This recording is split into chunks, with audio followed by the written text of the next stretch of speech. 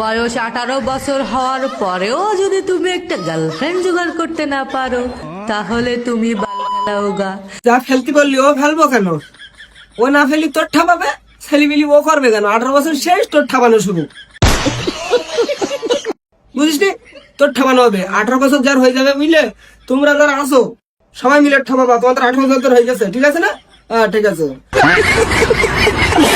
পরিবেশ ঠান্ডা আছে। আমি কি তোকে গালি দিয়েছি, কারোর বিরুদ্ধে বলেছি? তোর বিরুদ্ধে বলে বলিস একটু করে, কারণ তোর একটু ঠাপাইতে দরকার, বুঝলি? শালা গালাগালির কবি তুই। তোর মুখ তো না আমার বাড়ির কুকুরের ওইটা, বুঝলি? তোমার জন্মই হয়েছে জন্ম নিবন্ধন ঠিক করতে, ভোটার আইডি কার্ড ঠিক করতে, আর বাল ফেলাইতে। তাই ছাড়া কিচ্ছু করতে পারবা না তুমি আর।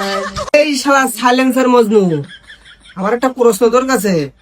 তুই এই প্যান্টের পকেটে হাত দিলি না কানে হাত দিলি? বুঝতে পারছি না, বলো কিছু। এই তোমরা কি কেউ কিছু বুঝিছো? বুঝুনি না? তার একবার দেখো দিলে না তুমি আর। ওই দেখিস, আমি বললাম না ও প্যান্টের পকেটে হাত দিলে কি সাথে বোঝা যাচ্ছে না? কমেন্টে বলিস, বুঝলি? সেটা সাইলেন্সার মজনু, তো ঠাবা একদম ব্যাংক করে ফেললি না, সেটা সুদলিং ফর্ম।